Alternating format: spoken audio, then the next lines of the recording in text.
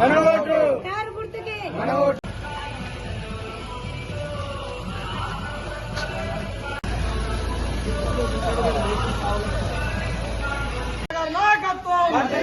కేసీఆర్ గారి నాయకత్వం జై తెలంగాణ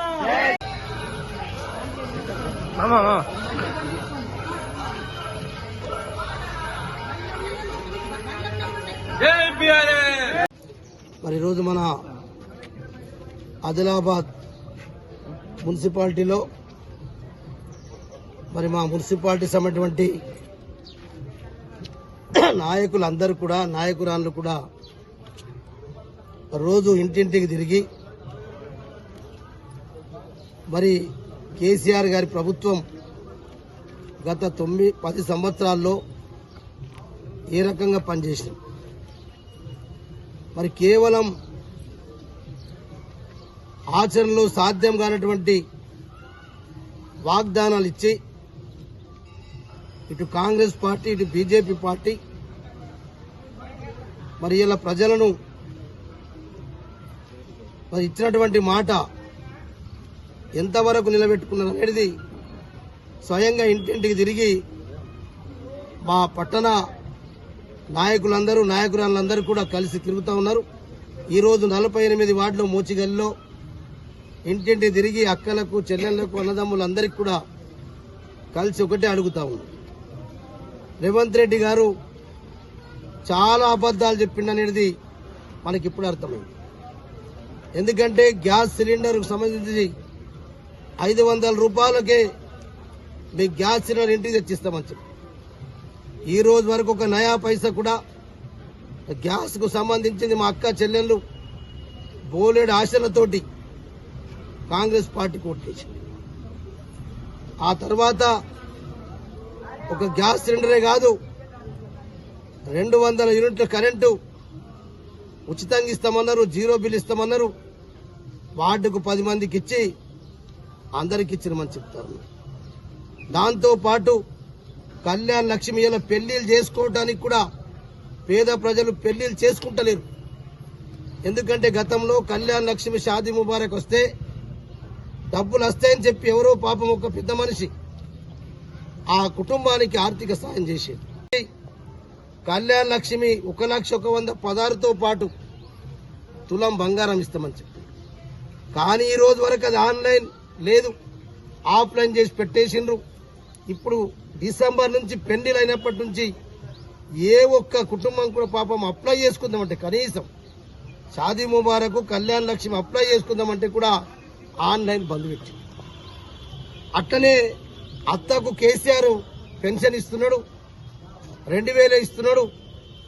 అత్తకు 4,000 ఇస్తాం, కోడలకు 2,500 రూపాయలు మహాలక్ష్మి పథకం పేరుతోటి ప్రతి కోడలకు 2,500 రూపాయలు పెన్షన్ మేము గెలిచిన వెంటనే ఇస్తామని చెప్పి, ఇలా విద్యార్థులు చదువుకున్నటువంటి విద్యార్థులకు 5 లక్షల విద్యా భరోసా కార్డు ఇస్తామని చెప్పి, వ్యవసాయ కూలీలకు సంవత్సరానికి 12,000 రూపాయలు ఇస్తామని చెప్పి, ఘర్కు జల్ అన్నాడు, హర్ గరీబ్కు ఘర్ అన్నాడు. మరి ఇక్కడ కూడా చెయ్యలేదు.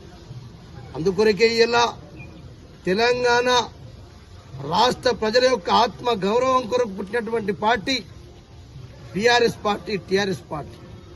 ఇలా పార్లమెంట్లో కాంగ్రెస్ పార్టీ తెలంగాణ అనే పదమే దిగారు. కాంగ్రెస్ పార్టీ ఏ నాయకుడు జై తెలంగాణ అని చెప్పాడు, భారతీయ జనతా పార్టీ నాయకుడు కూడా జై తెలంగాణ అని చెప్పాడు. ఇలా పుట్టిందే తెలంగాణ ప్రజల ఆత్మ గౌరవం కొరకు పుట్టినటువంటి పార్టీ. మరి ఇలా జై తెలంగాణ అంతందుకే తయారైనటువంటి పార్టీ. ఇలా తెలంగాణ ఇచ్చినప్పుడు కూడా నరేంద్ర మోడీ గారు ఏ తెలంగాణ अंधेरे में दिए, पेपर्स पे लगा के दिए, दरवाजा लगा के बिल पास करे, ये सही नहीं हुआ. అని తెలంగాణ అసలు నిజంగా తెలంగాణ కరెక్ట్ సమయంలో జరగలేదు, తెలంగాణ చేసుడే తప్పన్నట్టు నరేంద్ర మోడీ గారు మాట్లాడారు.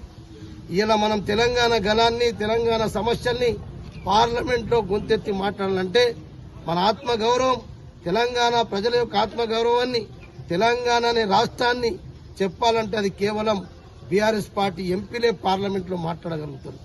ఇలా మనం జరుగుతున్నటువంటి అన్యాయాల్ని కూడా కేవలం ఎందుకంటే మీకు తెలుసు ఇలా భారతీయ జనతా పార్టీ కాంగ్రెస్ పార్టీ రేవంత్ రెడ్డి గారు చోటేబాయ్ నరేంద్ర మోడీ గారు బడేబాయ్ ఇద్దరు కలిసి రేపు ఎన్నికల తర్వాత ఏం జరుగుతుంది కూడా అందరూ మాట్లాడుతున్నారు. దయచేసి ప్రజలారా, ఆదిలాబాద్ నియోజకవర్గ ప్రజలారా, మొన్న తప్పు చేసుకున్నాం. గ్రామాల్లోకి పోతే చాలా మంది రైతులు, రైతు కూలీలు, అక్కలు, చెల్లెళ్ళు బాధపడుతున్నారు. పట్టణంలో మరి గతంలో ఎట్లా కరెంట్ ఇచ్చినాం, ఇలా కరెంట్ ఎందుకు పోతా ఉంది, నీళ్లు ఎందుకు రోజు వచ్చినాయి, ఇలా 3 రోజులకు ఎందుకు నీళ్లు వస్తున్నాయి, ఏది చూసినా మరి గతంలో ఉన్నదే ఉన్నది. 4 నెలల కరెంటు పెరగలే, కరెంటు తగ్గలే, నీళ్లు ఎందుకు బంద్ అయినాయి, మరి ఇలా పంటలు ఎందుకు ఎండిపోయినాయని చెప్పి గ్రామాలు అడుగుతున్నారు. అందుకొరకే దయచేసి ఈ కాంగ్రెస్ పార్టీని, బీజేపీ పార్టీని ఈ పార్లమెంట్ ఎన్నికలలో ఖచ్చితంగా ఓడగొడితే రేపు మన పార్టీ ఎంపీ ఆత్రం సక్కు గారు మరి తప్పకుండా పార్లమెంట్ లో మన ఆదిలాబాద్ ఆర్మూర్ రైల్వే విషయం గాని, సీసీఐ విషయం గాని, ఎయిర్పోర్ట్ విషయం గాని మనం గతంలో కూడా చాలా కేంద్ర ప్రభుత్వం అడిగినట్టు అన్ని ఇచ్చినాం. కానీ కేంద్రం ముందుకు రాలేదు. ఇలా సీసీఐని కూడా మేం తెరిపించుకుంటాం, ఎన్ని కోట్ల డబ్బున కడతామని చెప్పి కేటీ రామారావు గారు కేంద్ర ప్రభుత్వం లేఖ రాస్తే కూడా కుయ్యలేదు, కైలేదు. ఈ రకంగా ఆదిలాబాద్ ప్రజలకు స్వయంగా నరేంద్ర మోడీ గారు ఆదిలాబాద్కి వచ్చి ఏదో చేస్తాడు, పాపం ఏమో చెప్తాడని చెప్పి బోలెడు ఆశలు పెట్టుకున్నటువంటి ఆదిలాబాద్ ప్రజలకు నిరాశ మిగిలిచ్చిండు నరేంద్ర మోడీ. ఏమీ చెప్పకుండా కేవలం పిట్టె కథలు చెప్పి నరేంద్ర మోడీ స్వయంగా ఆదిలాబాద్కి వచ్చినప్పుడు ఆర్మూర్ ఆదిలాబాద్ రైలు చెప్పొచ్చు, సీసీఐ గురించి మాట్లాడొచ్చు, మరి ఇలా ఎయిర్పోర్ట్ గురించి మాట్లాడొచ్చు. కానీ నరేంద్ర మోడీ గారే స్వయంగా ఆదిలాబాద్కి వచ్చి మాట్లాడలేదంటే మరి నరేంద్ర మోడీ గారికి కేవలం ఆదిలాబాద్ జిల్లా పైన, తెలంగాణ రాష్ట్రం పైన ఎంత అభిమానం ఉందో అర్థం చేసుకొని చెప్పి కోరుకుంటూ సెలవు తీస్తాను. జై తెలంగాణ, కేసీఆర్ గారి నాయకత్వం.